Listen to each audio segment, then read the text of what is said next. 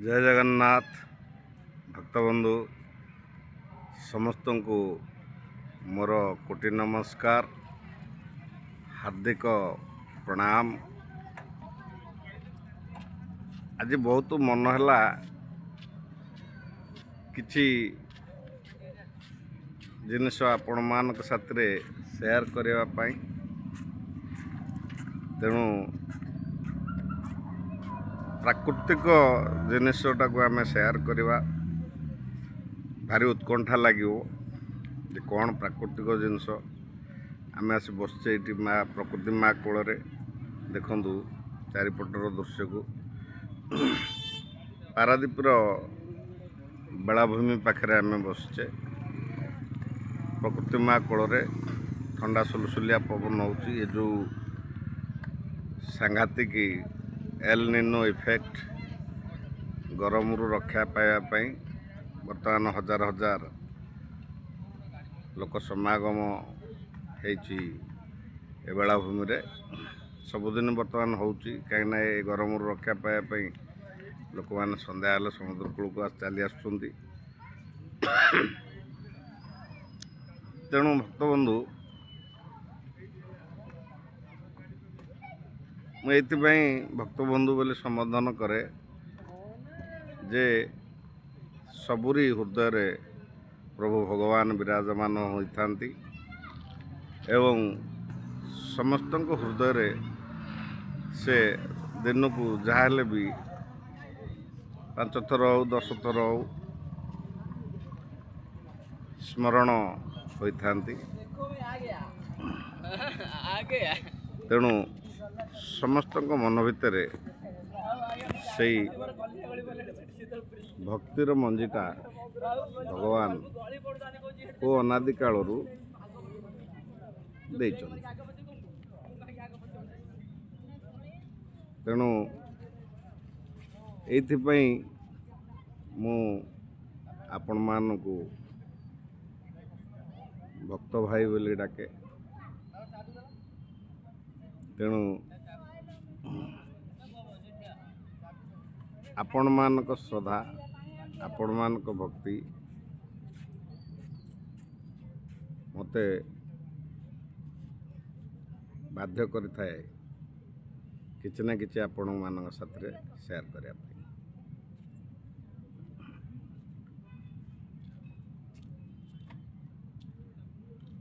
आज समाज जो भली उद्वेलित अवस्था अच्छी से विषय रे किछि आलोचना।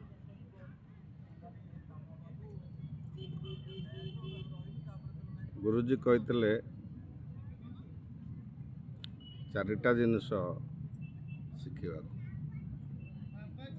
सत्य शांति दया क्षमा।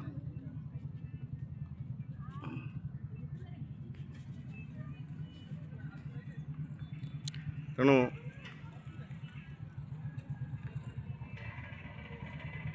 मु कहीं अनुभव करें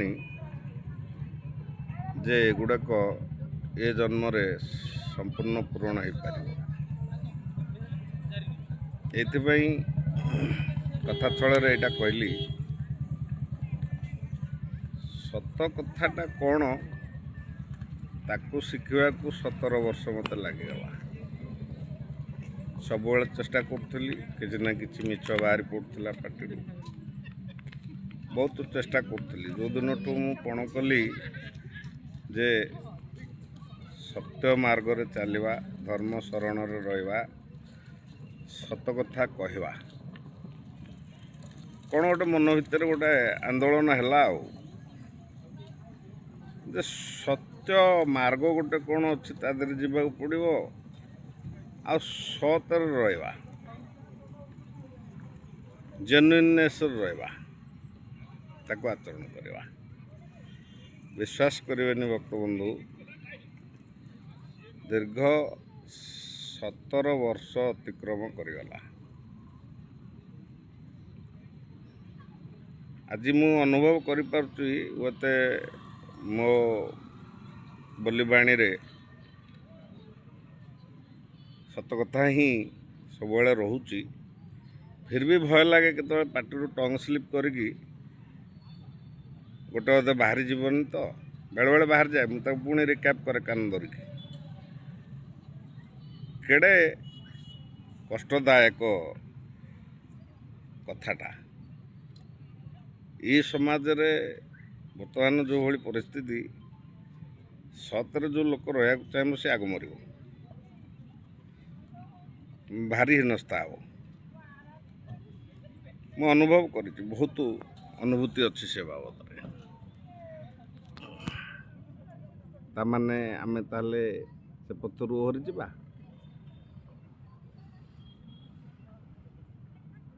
ଓହରିଗଲେ ଆଉ କେତେ ଜନ୍ମ ଲାଗିବ ସେଇ ଜିନିଷ ପାଇବା ପାଇଁ। ତେଣୁ ଏଇ କଥାଟା ଏଇଥିପାଇଁ କହିଲି, ଗୁରୁଜୀ କଥା ଛଳରେ ଗୋଟେ ଗପ କହିଥିଲେ।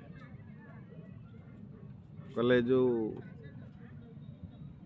ପାଣ୍ଡବ କୌରବ ଏମାନଙ୍କ କଥା ଶୁଣୁଛ ବା ଦେଖିଛ ଟିଭିରେ, ସେମାନେ ଯେତେବେଳେ ପାଠ ପଢ଼ିବାକୁ ଯାଉଥିଲେ, ଗୁରୁ ଦ୍ରୋଣ ଥିଲେ ତାଙ୍କର ଯୁଦ୍ଧ ଶିଖାଇବା ଗୁରୁ। ତାଙ୍କ ପାଖରେ ସେମାନେ ସବୁ ଶିକ୍ଷା କରୁଥିଲେ।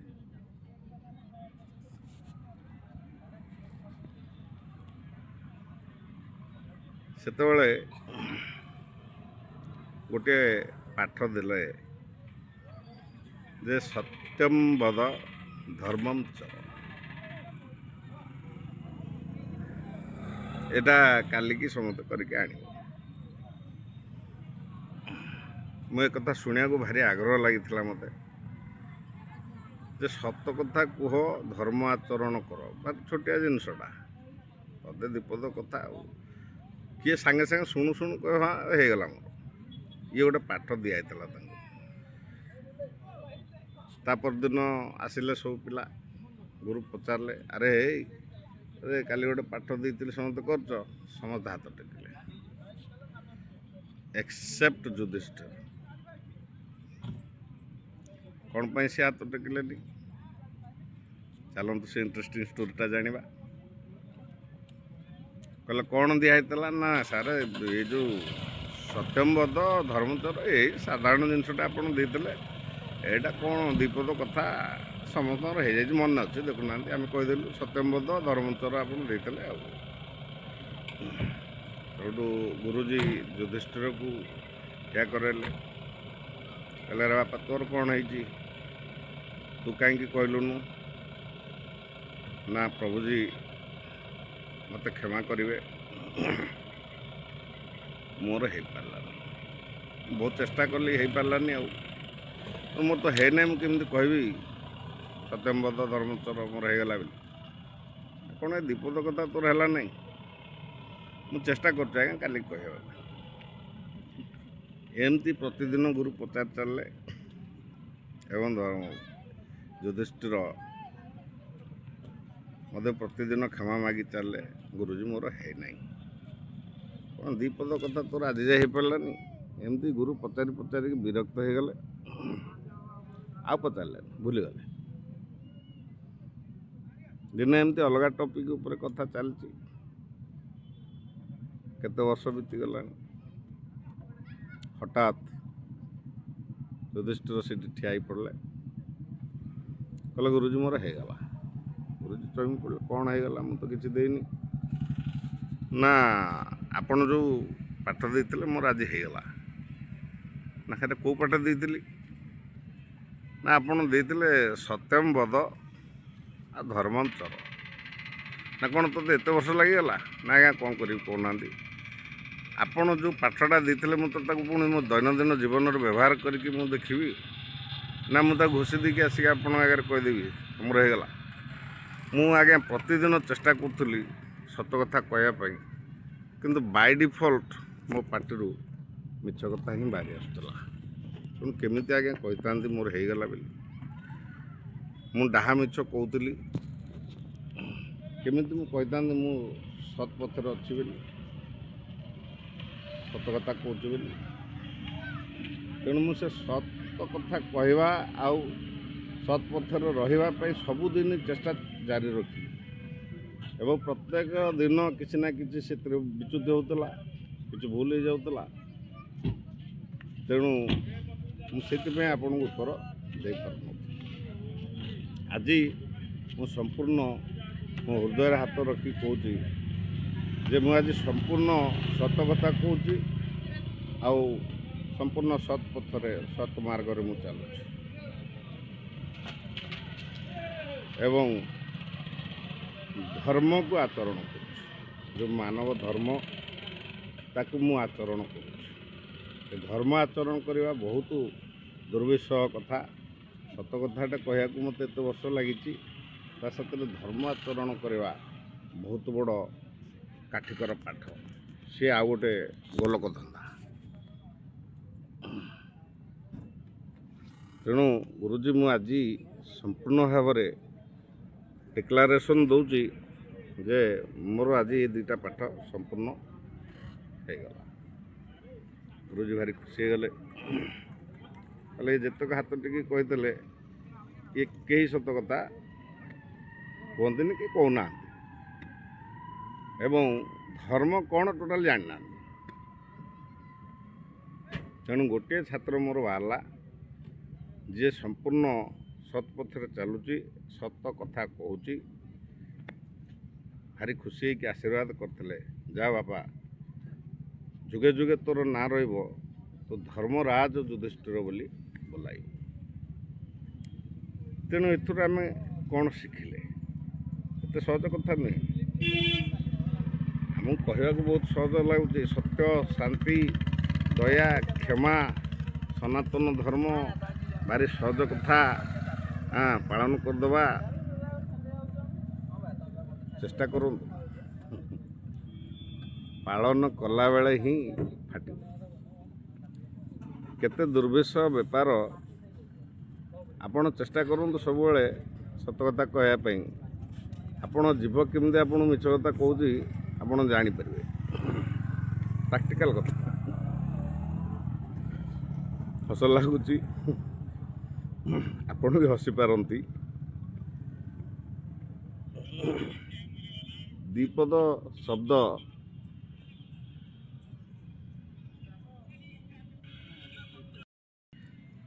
ତେଣୁ ଏ ଧର୍ମଦାଣ୍ଡରେ ଠିଆ ହେଇ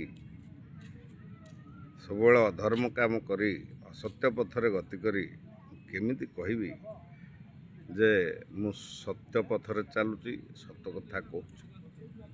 ଆଜି ମୋତେ ଭୟ ନାହିଁ, ଏଇଥିପାଇଁ ଦେହ ସେବା ହେଇଗଲାଣି।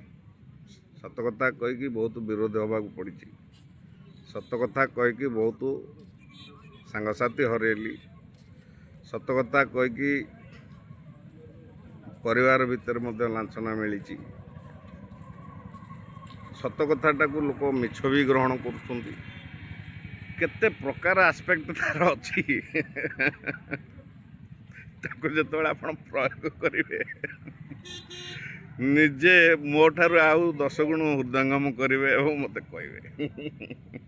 ଏଇଟା ମୁଁ ଏଇଥିପାଇଁ କହିଲି, ମୋତେ ଗୁରୁଜୀ କହିଥିଲେ ତୁ ଯେତେ ଜ୍ଞାନୀ, ଯେତେ ବଡ଼ ଜ୍ଞାନୀ ହ, ଯେତେ ବିଦ୍ୟା ଅର୍ଜନ କର, କିଛି କଥା ନାହିଁ, କିନ୍ତୁ କେବେ କାହାକୁ ପରିବର୍ତ୍ତନ କରିବାକୁ ଚେଷ୍ଟା କରିବୁନି। ପ୍ରବଚନ ମାରିବୁ, ଲୋକ ଶୁଣିଦେବେ, ପରିବର୍ତ୍ତନ ହେଇଯିବେ। ଟୋଟାଲି ରଙ୍ଗ ଥିଙ୍ଗସ୍। ଶୁଣିକି ଲୋକ ଯଦି ଗ୍ରହଣ କରିକି ମାନେ ପରିବର୍ତ୍ତନ ହେଇଯାଆନ୍ତେ କ'ଣ ନହେଲା କି? ଏମିତି ତ ହଜାର ହଜାର ବର୍ଷ ବିତିଗଲାଣି। ଏଇ ପୂଜା ଅର୍ଚ୍ଚନା ଚାଲିଛି, ଏଇ ପ୍ରବଚନ ଚାଲିଛି, କେତେ ଭଲ କଥା ଶୁଣା ଚାଲିଛି। ଲୋକଙ୍କ ଆଦତ ହେଉଛି କ'ଣ?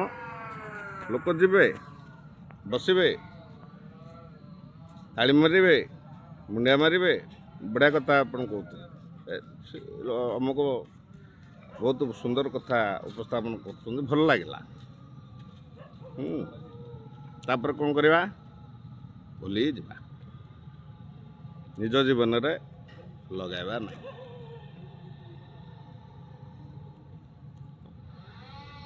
ତେଣୁ ଆମକୁ ଯେଉଁମାନେ ସବୁ ଭଲ ଲାଗନ୍ତି ଆମେ ତାଙ୍କ ଫଟୋ ସବୁ କେଉଁଠି ଟାଙ୍ଗି ଦେଉ, କେଉଁ କାନ୍ଥରେ ଟଙ୍ଗା ହେଇଥିବ, କାହାର ମୂର୍ତ୍ତି ହେଇଥିବ ସେଠି କୁକୁର ମୁତୁଥିବେ, ଏଇଭଳିଆ ମଣିଷର ପ୍ରକୃତି। ତାଙ୍କୁ ଆମେ ଫଲୋ କରୁନୁ, ଆମେ ତାଙ୍କୁ ଭଲ କହୁ କିନ୍ତୁ ଫଲୋ କରୁନୁ। ଏଇଭଳିଆ ପ୍ରକୃତିରେ ଆମେ ଆଜିକା ଡେଟ୍ରେ ଗତି କରୁଛେ। ତେଣୁ ଚାରିଟା ସ୍ତମ୍ଭ କଥା ମୁଁ କହିଲି, ସତ୍ୟ, ଶାନ୍ତି, ଦୟା, କ୍ଷମା। ଏ ବିରାଟ ବିରାଟ ଜିନିଷ। ଗୋଟେ ସୋପାନ ପାଇଁ ଗୋଟେ ଜନ୍ମ ବିତିଗଲାଣି, ଅଧା ବୁଢ଼ା ହେଇଗଲୁଣୁ କହିଲେ ଚଳିବ, ଦେଖିପାରୁଥିବେ। ଆହୁରି 3ଟା ସ୍ତମ୍ଭ ଅଛି, ସେ ଫେରେ କେତେ ବର୍ଷ ଲାଗିବ, କେଇ ଜନ୍ମ ଲାଗିବ, ଭଗବାନ ଜାଣନ୍ତି। ତେଣୁ ଗୁରୁଜୀ ସେଥିପାଇଁ ଗୋଟେ କଥା କହିଲେ, କାହାକୁ ପରିବର୍ତ୍ତନ କରିବାକୁ ଚେଷ୍ଟା କରିବୁନି। କାହିଁକି? ଗୋଟେ କୋଇଲା ଖଣ୍ଡଟେ ମୋତେ ଏଡ଼େ ବଡ଼ କୋଇଲା ଖଣ୍ଡଟେ ଧରେଇଦେଲେ, କହିଲେ ଆକୁ ଯାହା ତୁ ଯେତେ ପ୍ରକାର ଡିଟର୍ଜେଣ୍ଟ ସାବୁନ ଯାହା ଅଛି ସବୁ ମାରିକି ଘଷିକି କଲର୍ ଚେଞ୍ଜ କରିକି ଆଣିବୁ। ମୁଁ କହିଲି ଗୁରୁଜୀ ଗୋଟେ ସାଇନ୍ସ ଲୋକଟା, ମୋତେ ଗୋଟେ ଏଇଟା ଦେଉଛନ୍ତି, ଏଇ କାମଟା ମୁଁ ଜାଣିଛି ଏଇଟା ହେବ ନାହିଁ, ଆଉ ଆପଣ ଏଇଟା ଦେଉଛନ୍ତି ନା, ତୁ ଜାଣିଛୁ ତ। ତେଣୁ ଏ ଯେଉଁ ପ୍ରକୃତି ଯେଉଁଟା ସୃଷ୍ଟି କରିନି, ଯେ ସୃଷ୍ଟିକର୍ତ୍ତା ଯେଉଁଟା ସୃଷ୍ଟି କରିନି, କାହାର ଦମ୍ ନାହିଁ ତାକୁ ପରିବର୍ତ୍ତନ କରିଦେବ। ତେଣୁ ବୃଥା ଚେଷ୍ଟା କରିବା ଅପେକ୍ଷା ନିଜକୁ ପରିବର୍ତ୍ତନ କରିବାକୁ ଚେଷ୍ଟା କର। ସବୁଠାରୁ ଇମ୍ପୋର୍ଟାଣ୍ଟ କଥା, ମୂଲ୍ୟବାନ କଥା ଏଇଟା ହିଁ କହିଥିଲି ଯେ ଯେତେ ପାରୁଛୁ ନିଜକୁ ପରିବର୍ତ୍ତନ କର। ତେଣୁ ଭକ୍ତବନ୍ଧୁ, ଆମେମାନେ ବହୁତ ଭୁଲ ନିଷ୍ପତ୍ତିରେ ଚାଲିଥାଉ। ବେଳେବେଳେ ଆମେ ମନେ ମନେ ଭାବୁ ଏ ଅମୁକ ବାବୁଙ୍କୁ ଏକଥା କହିଲେ ସେ ଗୋଟେ ପରିବର୍ତ୍ତନ ଆସିଯିବ, ଆଉ ମୋ ଦ୍ୱାରା କିଛି ପରିବର୍ତ୍ତନ ପଳେଇ ଯାଉଛି, ଆଉ ମୁଁ କିଛି ପରିବର୍ତ୍ତନ କରିପାରୁଛି। ଆଉ ଏଇ ଯେଉଁ ଚିନ୍ତାଧାରା, ଏଇଟା ସମ୍ପୂର୍ଣ୍ଣ ଭୁଲ ଚିନ୍ତାଧାରା। ପ୍ରମାଣ ସହକାରେ କହିଲି, ସାଇଣ୍ଟିଫିକ୍ ୱେରେ ବୁଝେଇଲି। ତେଣୁ କ'ଣଟା ତାହେଲେ ପରିବର୍ତ୍ତନ ହେବ? କେମିତି ତାହେଲେ ଦୁନିଆ ପରିବର୍ତ୍ତନ ହେବ? ତା'ର ମୁଖ୍ୟ ମଞ୍ଜି ହେଉଛି ନିଜକୁ ପରିବର୍ତ୍ତନ କରିବା। ଆମେ କାହାକୁ ପରିବର୍ତ୍ତନ କରିପାରିବାନି। ମୋତେ ଭଲ ଲାଗୁଛି, ମୁଁ ଗ୍ରହଣ କରିବି, ପରିବର୍ତ୍ତନ ନିଜେ ହେବି, ନିଜ ଜୀବନରେ ଲଗେଇବି। ଏଇଟା ଗୁରୁଙ୍କର ସାରା କଥା ଥିଲା। ଆଉ ଗୋଟେ କଥା ବି ସେ କହିଥିଲେ, କହିଲେ ଶୁଣିଥିବୁ ଦସ୍ୟୁ ରତ୍ନାକର ବାଲ୍ମୀକି ହେଇଥିଲେ। କେମିତି ହେଲେ ନା, ସିଏ କିଛି କଥାକୁ ଗ୍ରହଣ କରିବା ପରେ ତାପରେ ପରିବର୍ତ୍ତନ ହେଇଥିଲା। ସିଏ ନିଜେ ଚାହିଁଲେ ପରିବର୍ତ୍ତନ হবে ନାହିଁ, ମୋତେ ଏ ଜୀବନ ଠିକ୍ ଲାଗୁନାହିଁ, ତେଣୁ ମୁଁ ଏଇ ଯେଉଁ ଦସ୍ୟୁ ଜୀବନଯାପନ କରୁଛି, ଏଇଟା ଗୋଟେ ପୁରା ରଙ୍ଗ ୱେ। ଯେତେବେଳେ ସେ ସମ୍ପୂର୍ଣ୍ଣ ବୁଝିପାରିଲେ ଏବଂ ପରିବର୍ତ୍ତନ ହେବା ପାଇଁ ଅଣ୍ଟା ଭିଡ଼ିଲେ, ସେଇଠୁ ପରିବର୍ତ୍ତନ ତାଙ୍କର ଷ୍ଟାର୍ଟ ହେଲା। ଆପଣ ଦେଖନ୍ତୁ, ଏ ଦୁନିଆରେ ପ୍ରକୃତି ସବୁବେଳେ ପରିବର୍ତ୍ତନଶୀଳ। କାଲି ଦେଖନ୍ତୁ କେଉଁଠି ଗୋଟେ ପାହାଡ଼ ଭଳିଆ ଥିଲା, ସେ ଆଜି ସେ ଜାଗାରେ ନାହିଁ ନିଶ୍ଚିହ୍ନ। ଆଜି କେଉଁଠି ବାଲି ନଥିଲା, ସେ ଦେଖିଲା ବେଳକୁ ବାଲି ପାହାଡ଼ ହେଇଗଲାଣି। ଏ ସମୟ କାଳଚକ୍ର ଏତେ ଷ୍ଟ୍ରଙ୍ଗ, ସବୁ ପରିବର୍ତ୍ତନ କରିଦେଉଛି। କାଲି ମୋର 4ଟା ସାଙ୍ଗ ଥିଲେ, ଆଜି ସେ ପୃଥିବୀରେ ନାହାନ୍ତି। ତେଣୁ ପରିବର୍ତ୍ତନ ହେବା ପାଇଁ ଚାହିଁବା ଏବଂ ଅଣ୍ଟା ଭିଡ଼ିବା ହେଉଛି ସର୍ବପ୍ରଥମ ସୋପାନ। ପରିବର୍ତ୍ତନଶୀଳ ଦୁନିଆରେ ରହି ଯଦି ଅପରିବର୍ତ୍ତନୀୟ ରହିବା, ଏଇଟା ହେଉଛି ସବୁଠାରୁ ବଡ଼ ବୋକାମି ଆଉ ବଡ଼ ମୂର୍ଖାମି।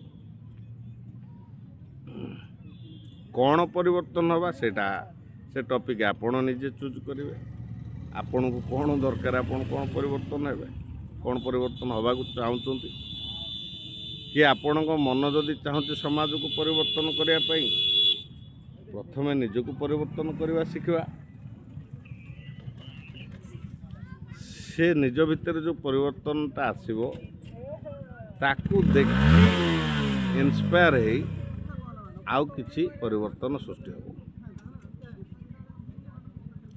ତେଣୁ ଆମେ ଯେଉଁ କହୁଛେ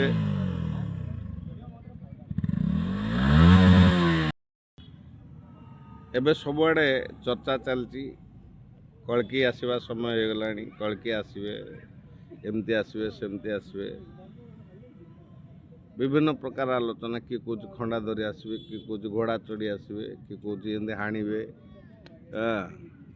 କେତେ ପ୍ରକାର କଥା। ମହାଭାରତ ଯୁଦ୍ଧ କିଛି ଓଳି ରହିଯାଇଥିଲା, ସେତେବେଳେ ଭଗବାନ କ'ଣ କରୁଥିଲେ? ଯୁଦ୍ଧରେ ଅସ୍ତ୍ର ଧରିଥିଲେ? ଆପଣମାନେ ଭାବନ୍ତୁ, ଚିନ୍ତା କରନ୍ତୁ, ଧରିନଥିଲେ। ତେଣୁ ସେ ଯେଉଁ କମିଟମେଣ୍ଟଟା ପୂରଣ ହେଇନି। ତେଣୁ ଆଉ ଯେଉଁ 6 ଓଳି କଥା ଭାବୁଛନ୍ତି କି 4 ଓଳି କଥା ଭାବୁଛନ୍ତି କି 8 ଓଳି କଥା ଯାହା ବି ହେଇଥାଉ ABCD, ସେଇଟା ପୂରଣ କେମିତି ହେବ? ସେଇ କଣ୍ଡିସନରେ ପୂରଣ ହେବ। ନା ସେ ଅସ୍ତ୍ର ଧରିବେ, ନା ସେ ଯୁଦ୍ଧ କରିବେ। ସେ ଆସୁଛନ୍ତି ମହାମାନବ ହେଇ। ତାଙ୍କ ଶରୀରରେ ଏଇ ଯେଉଁ 4ଟା ଗୁଣ କହିଲି, ଏ 4ଟା ଗୁଣ ଖାଲି ନାହିଁ, ଜଗନ୍ନାଥଙ୍କର ସବୁ ଗୁଣ, ସାରା ସୃଷ୍ଟିର ସବୁ ଗୁଣ ନେଇକି ସେ ଆସୁଛନ୍ତି। ଗୋଟେ ଚେତନା, ଏ ସମୟରେ ଏ ଚେତନା ବିକାଶ ହେଉଛି। ସବୁ ବ୍ୟକ୍ତିମାନଙ୍କ ମଧ୍ୟରେ କିଛି ପରିବର୍ତ୍ତନ ଆସୁଛି, କାରଣ ପରିବର୍ତ୍ତନର ସମୟ ଧାରାଟା ଚାଲିଛି ବର୍ତ୍ତମାନ। ଏବେ ଯେଉଁମାନେ ପରିବର୍ତ୍ତନ ହେଇଯିବେ, ହୁଏତ ସେମାନଙ୍କ ପାଇଁ କିଛି ଥାଇପାରେ, କିନ୍ତୁ ଏବେ ଯେଉଁମାନେ ପରିବର୍ତ୍ତନ ନ ହେବେ ତାଙ୍କ ପାଇଁ ଆଉ କିଛି ଥାଇପାରେ। ଆଉ ଆମେ କାହିଁ ଏତେ କଥା ବୁଝେଇବା, ଏତେ କଥା କହିବା? ସର୍ଟକଟ୍ରେ ବୁଝି ଯାଆନ୍ତୁ, ଜାଣିପାରୁଥିବେ। ମହାପ୍ରେମମୟ, ପରମ ପୁରୁଷୋତ୍ତମ, ମହାସ୍ନେହମୟ, ମହାକରୁଣାମୟ, ଦୟାରେ ଭରପୁର, ଶାନ୍ତିପ୍ରିୟ ମଣିଷ। ସମାଜରେ ଆଉ ଯେତିକି ଲୋକ ବାକି ରହିବେ ମ୍ଳେଚ୍ଛ ସଂହାର ପରେ, ସମସ୍ତଙ୍କୁ ଶାନ୍ତିରେ ବାନ୍ଧିଦେବେ। କ୍ଷମାମୟ ପୁରୁଷ। ସେ ହାଣିବେ କାହିଁ, ମାରିବେ କାହିଁ? ସେ କ୍ଷମା ଦେବେ। କାହାକୁ ଦେବେ କ୍ଷମା? କିଏ ସେ କ୍ଷମା ପାଇବାର ଯୋଗ୍ୟ? କୋଟି କୋଟି ଜୀବନକୁ ଯିଏ ଧ୍ୱଂସ କରିଛି, ଯିଏ ନଷ୍ଟ କରିଛି, ଯିଏ ସମାଜକୁ ଅତିଷ୍ଠ କରିଛି, ସେ କ୍ଷମା ପାଇବା ଯୋଗ୍ୟ କି? ଆପଣମାନେ ଚିନ୍ତା କରି କୁହନ୍ତୁ, କମେଣ୍ଟରେ ଜଣାଇବେ। ତାଙ୍କୁ ଦଣ୍ଡ ଦେବ କିଏ? ମହାପ୍ରଭୁଙ୍କ ଚତୁଃପାର୍ଶ୍ୱରେ ଆଉ ଯେଉଁ ଆସୁନାହାନ୍ତି, ଏ ପ୍ରକୃତିର ଏଭଳି ଶକ୍ତି ଆସୁଛି, ସେଇ ହିଁ ସାଇଜ କରିବ।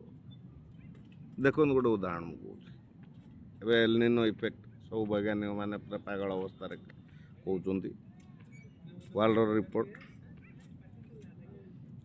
ଇଏ ଯେଉଁ ଗରମ ହେବ ହେଇନି, ଜଷ୍ଟ ଗୋଟେ ଝଲକ। ସେଥିରେ କେତେ ଯିବେ ଜାଣିଛନ୍ତି ତ? ଇଏ ହେଉଛି କାଳଚକ୍ର। କଳ୍କି କାହିଁ ଖଣ୍ଡା ଧରିକି ହାଣିବେ? ସେ ଜ୍ଞାନ ଦେବେ, ସେ ବୁଝେଇବେ ଆପଣଙ୍କୁ, ସେ ଆମକୁ ବୁଝେଇବେ। ଆମର ଯଦି ସେତିକି ସତ୍କର୍ମ ଥିବ, ହୁଏତ ଆମେ ତାଙ୍କୁ ଟିକେ ଦର୍ଶନ ପାଇପାରିବା। ସେତିକି ଆଶା ରଖିବା, କଳ୍ପବୃକ୍ଷରେ ଡୋରି ବାନ୍ଧିବା, ମହାପ୍ରଭୁଙ୍କୁ ଟିକେ ଦର୍ଶନ ମିଳୁ କମ୍ ସେ କମ୍ ଏ ଜନ୍ମରେ। ତେଣୁ ଭକ୍ତବନ୍ଧୁ, କଥା ଛଳରେ ଆମେ ବହୁତ ଲମ୍ବିଗଲାଣି କଥା। ଏ କଥାକୁ ଆମେ ପାର୍ଟ 1 କରି ରଖିବା, କାହିଁକିନା ବହୁତ ବିରାଟ ଟପିକ୍, ଭାରି ଇଣ୍ଟରେଷ୍ଟିଂ ମଧ୍ୟ।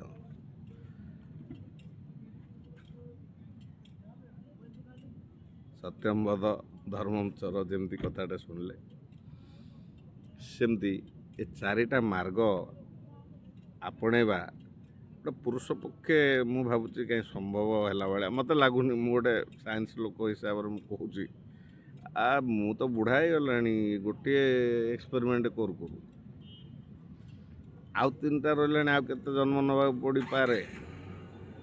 ସେ ମନେ ଥବ କି ନାହିଁ ଆଉ ଜନ୍ମ ନେଲେ ଯେ ଏଇଟା କରିଥିଲି, ଏଇଟା ବାକି ରହିଯାଇଥିଲା, ଏଇଟା ସମ୍ପୂର୍ଣ୍ଣ କରିଛି କି ନାହିଁ ସିଏ ବି ଡାଉଟ୍। କହିବା ବହୁତ ସହଜ, ଲେଖିଦେବା ବହିରେ ବହୁତ ସହଜ। ବର୍ତ୍ତମାନ ସମାଜ ଯେଉଁଭଳି ନିଷ୍ପେଷିତ ଅବସ୍ଥା, ଯେଉଁଭଳି ଅବହେଳିତ ଅବସ୍ଥାରେ ଚାଲିଛି, ଆପଣ ଭାବିପାରୁଛନ୍ତି ସତ୍ ବ୍ୟକ୍ତିଟେ ଏ ସମାଜରେ ତିଷ୍ଠି ପାରିବ? କେତେ ଦୁର୍ବିଷ ଯନ୍ତ୍ରଣା ସହିବାକୁ ପଡ଼ୁଥିବ ଯେ ସତ ରହୁଥିବ, ନିଜ ଆଖିରେ ଦେଖିଲେ ଜାଣିବେ। ଭାରି କଷ୍ଟଦାୟକ ଜୀବନ। ସତ୍ୟ, ଶାନ୍ତି, ଦୟା, କ୍ଷମା ଆଚରଣ କରିବା ଭଗବାନଙ୍କ ବ୍ୟତୀତ ମୁଁ ଭାବୁଛି ଏଇ ସାଧାରଣ ଆମ ଭଳିଆ ସାଧାରଣ ମଣିଷ କରିବାର ଯୋଗ୍ୟତା ନାହିଁ କି କ୍ଷମତା ନାହିଁ। ତେଣୁ ଭକ୍ତ ବନ୍ଧୁ, ହାର ମାନିକି ଆମେ ହାତ ଟେକୁଛୁ, ଜୟ ଜଗନ୍ନାଥ କହୁଛୁ, ଜୟ କଳିକି ରାମ ଆମେ ସବୁବେଳେ ଡାକୁଛୁ। ପ୍ରଭୁ ଯେତେ ଜଲ୍ଦି ଆସନ୍ତୁ, ଆମ ଜୀବନ ଧନ୍ୟ ହେଉ, ତାଙ୍କ ସାନ୍ନିଧ୍ୟ ଆମେ ଟିକେ ଲାଭ କରୁ ଏବଂ ଆସନ୍ତା ଜନ୍ମରେ ପ୍ରଭୁ ଆମକୁ ଏମିତିଆ ଗୋଟେ ଜନ୍ମ ଦିଅନ୍ତୁ, ତାଙ୍କରି ଧାରାରେ ଆମେ ଚାଲୁ, ଏ ସୁନ୍ଦର ସୃଷ୍ଟିକୁ ଆହୁରି ସୁନ୍ଦର କରି ଆମେ ଗଢ଼ି ତୋଳିବା।